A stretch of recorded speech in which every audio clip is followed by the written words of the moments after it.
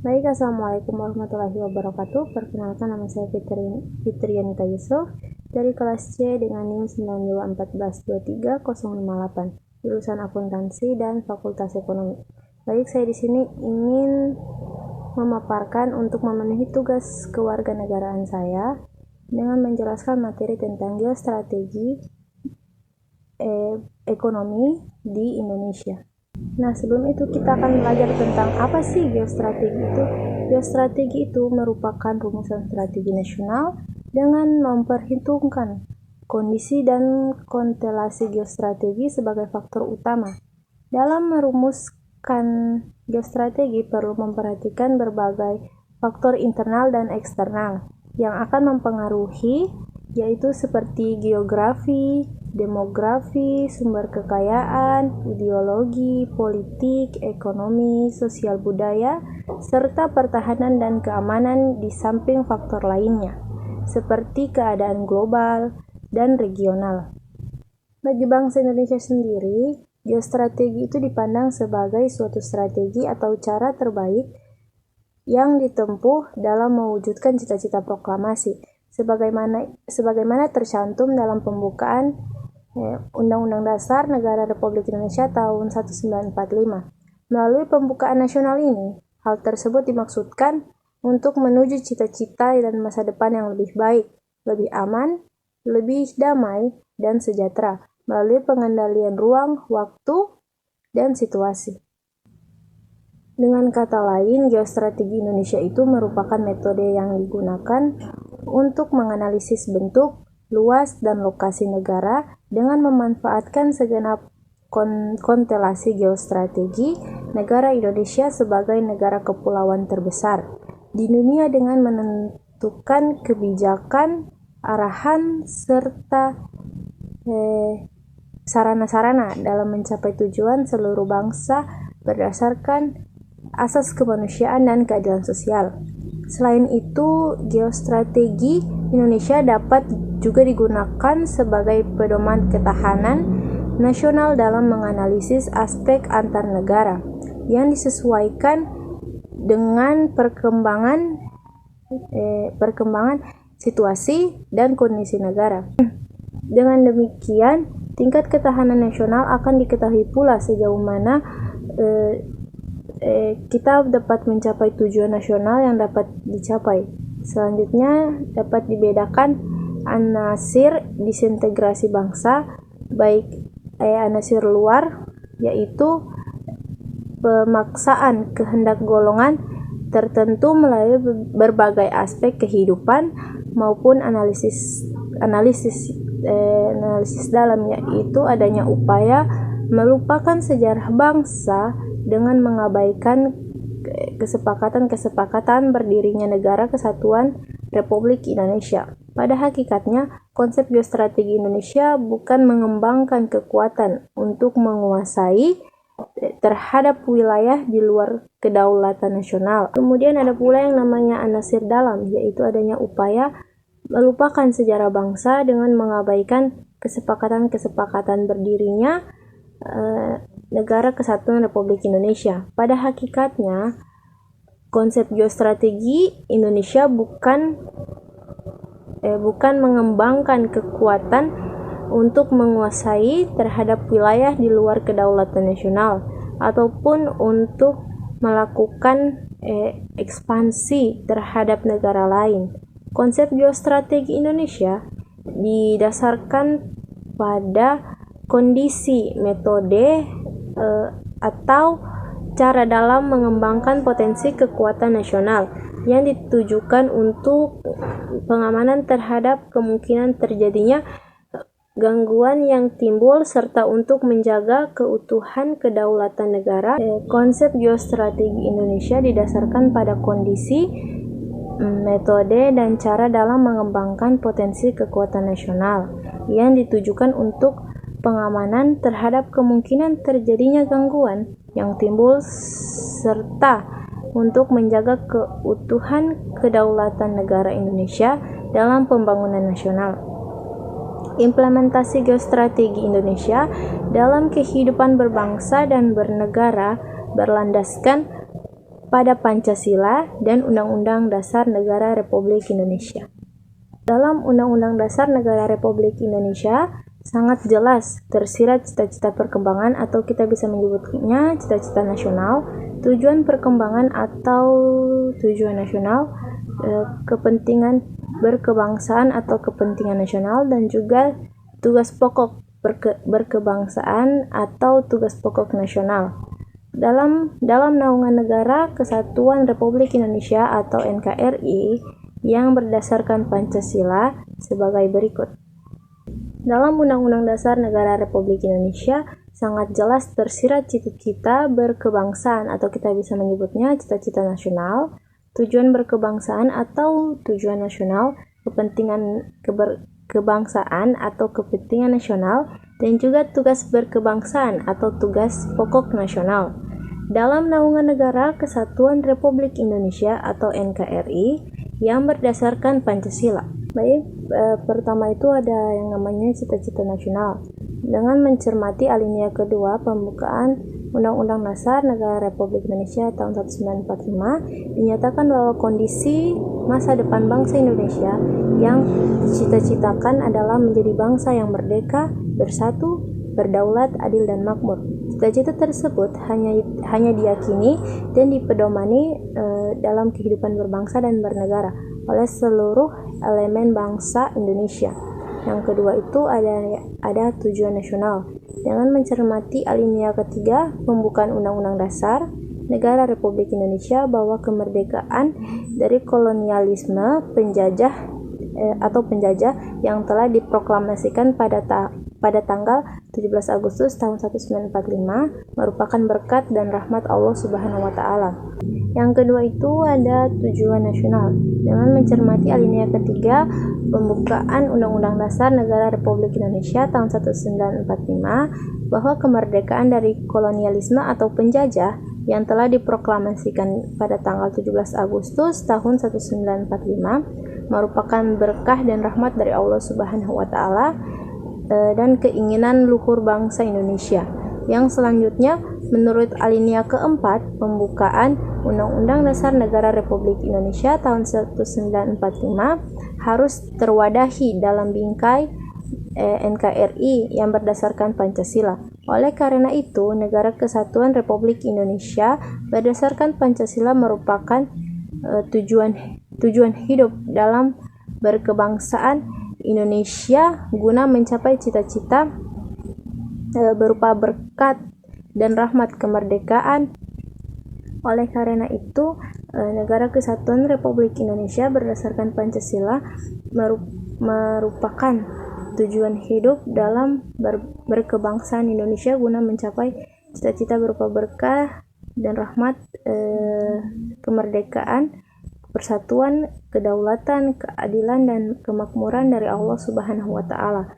Secara sederhana, bahwa tujuan hidup berkebangsaan atau tujuan nasional Indonesia itu dapat dianalogikan dengan agama seperti adanya agama Islam, Kristen, Hindu, Buddha, Konghucu, dan lain-lain yang diyakini dan dianut oleh umat beragama guna mencapai cita-citanya berupa berkat dan rahmat surga, yang juga dapat dianalogikan dengan berkat dan rahmat kemerdekaan, persatuan, kedaulatan, keadilan, dan kemakmuran.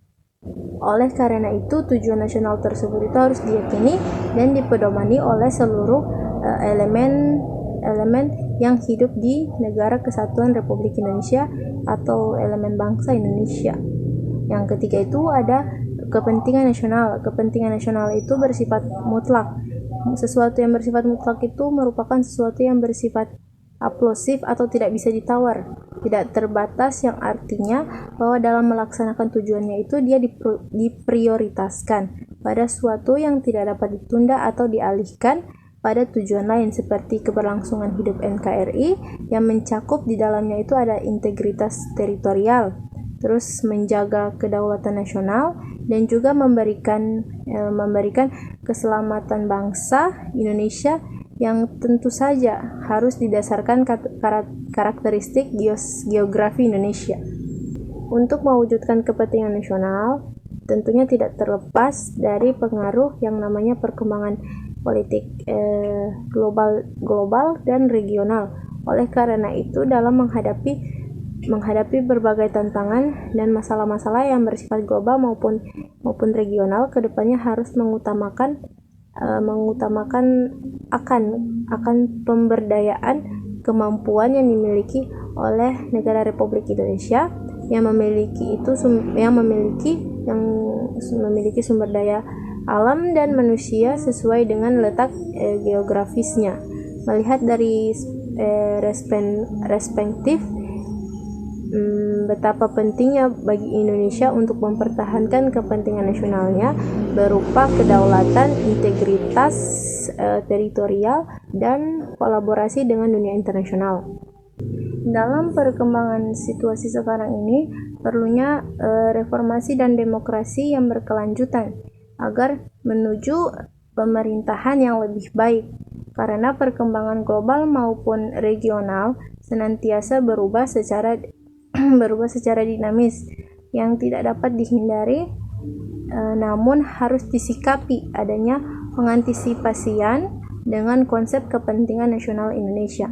Artinya kepentingan nasional suatu bangsa dengan sendirinya perlu mempertahankan berbagai nilai yang berkembang dan menjadi ciri negara itu sendiri.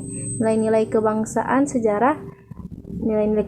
sejarah dan letak geografis menjadi ciri khusus yang mempengaruhi penilaian atas konseptual kepentingan nasional suatu negara. Dengan mencermati alinea keempat pembukaan Undang-Undang Negara Republik Indonesia tahun 1945 bahwa ada 4 kepentingan fundamental bangsa yang harus dipenuhi untuk mewujudkan tujuan nasional dan rangka mencapai cita-cita nasional. Pertama itu ada yang namanya kepentingan keamanan berupa perlindungan segenap bangsa dan seluruh tumpah darah Indonesia. Terus yang kedua itu ada kepentingan kesejahteraan berupa majunya kesejahteraan bangsa Indonesia. Terus yang ketiga itu ada yang namanya kepentingan kecerdasan berupa kecerdasannya kehidupan bangsa Indonesia. Dan yang keempat, kepentingan ketertiban dunia berupa terwujudnya ketertiban dunia yang berdasarkan kemerdekaan dan perdamaian. Keempat kepentingan fundamental tersebut harus diyakini dan dipedomani oleh seluruh kehidupan berbangsa dan bernegara oleh seluruh rakyat Indonesia. Terus selanjut yang keempat itu ada namanya tugas pokok nasional. Dengan mencermati alinea keempat pembukaan Undang-Undang Dasar bahwa ada 4 tugas pokok bangsa Indonesia yang harus dilaksanakan guna untuk memenuhi kepentingan nasional dalam mewujudkan tujuan nasional dalam rangka mencapai cita-cita. Yang pertama itu ada melindungi segenap bangsa dan seluruh tumpah darah Indonesia. Terus yang kedua memajukan kesejahteraan umum. Yang keempat mencerdaskan kehidupan bangsa. Yang ketiga mencerdaskan kehidupan bangsa, dan yang keempat ikut melaksanakan ketertiban dunia yang berdasarkan kemerdekaan, perdamaian abadi, dan keadilan sosial. Keempat tugas pokok tersebut juga harus diyakini dan dipedomani dalam kehidupan berbangsa dan bernegara oleh suatu elemen bangsa Indonesia. Dalam penyelenggaraan tugas pokok nasional untuk memenuhi kepentingan nasional guna mewujudkan tujuan nasional dalam rangka mencapai cita-cita nasional sebagaimana yang telah kita jelaskan di atas tadi, maka kita itu memerlukan juga yang namanya strategi pembangunan nasional yang mencermati, memperhatikan dan mempertimbangkan kondisi ketahanan nasional. Geostrategi Indonesia akan memberikan arahan tentang bagaimana merancang strategi pembangunan guna penyelenggaraan tugas pokok nasional dalam rangka memenuhi kepentingan nasional tersebut. Geostrategi Indonesia telah dirumuskan dalam konseptual ketahanan nasional yang memiliki 8 gatra ketahanan nasional, yaitu ada geografi, demografi, sumber kekayaan alam atau SAK, politik, ideologi, ekonomi, sosial budaya, dan juga pertahanan dan keamanan. Kondisi ketahanan nasional sampai dengan akhir tahun 2016 masih berada pada posisi kurang tangguh dengan nilai indeks ketahanan sebesar 2,60. Secara garis besar, kondisi geografi, geostrategi Indonesia pada masing-masing gatra ketahanan nasional dapat berkembang sebagai berikut. Kita bisa mengambil contoh pertama itu dari bidang ekonomi, di mana ekonomi itu di tengah ancaman kritis ekonomi global. Gatra ketahanan nasional dalam geostrategi Indonesia itu ada beberapa, tapi saya akan mengambil contoh dari bidang ekonomi, di mana di tengah ancaman kritisnya ekonomi global, pertumbuhan ekonomi nasional diperkirakan akan mengalami tekanan kinerja perekonomian. Pada semester 1 tahun 2016 ternyata tidak sesuai dengan ekspektasi. Pertumbuhan ekonomi Indonesia itu hanya berkisar 5,21% atau di bawah ekspektasi 5,7%. Sebagai pembanding, pertumbuhan ekonomi Indonesia tahun 2015 itu berkisar sekitar 5,11%. Melemahnya pertumbuhan ekonomi Indonesia saat ini menyebabkan berkurangnya daya serap tenaga kerja sebagai instrumen untuk menurunkan angka pengangguran dan kemiskinan. Perekonomian Indonesia benar-benar menanti sentimen positif dari agenda politik. Diharapkan pemerintah saat ini tidak akan menyia-nyiakan momentum untuk mengupayakan Indonesia bisa melaju kembali di atas angka 6% pada tahun 2017. Kondisi pertumbuhan ekonomi nasional akhir tahun 2016 itu mencapai 5,2%. Diharapkan selama tahun 2017 dapat ditingkatkan antara 5,2 sampai 5,4%, hingga di tahun 2018 bisa mencapai 5%. Di sisi lain itu kondisi fiskal masih dihadapkan pada persoalan belum optimalnya penerimaan negara dan belanja yang masih harus dipertajam, serta defisit anggaran harus dijaga dan keseimbangan primer juga masih harus diperbaiki. Sementara dari sisi eksternal, ekonomi Indonesia setidaknya akan dihadapkan dengan perlambatan ekonomi global.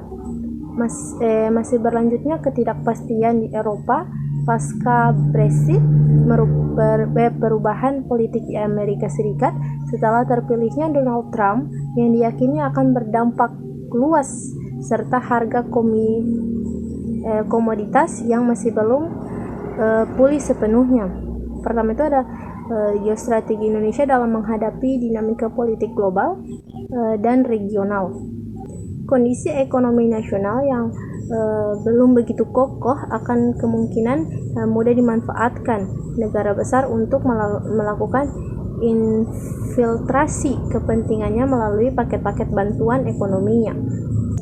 Baik, demikian kajian materi singkat tentang geostrategi Indonesia dalam dinamika ekonomi. Lebih dan kurangnya saya mohon maaf. Jika ada salah kata saya juga mohon maaf. Assalamualaikum warahmatullahi wabarakatuh.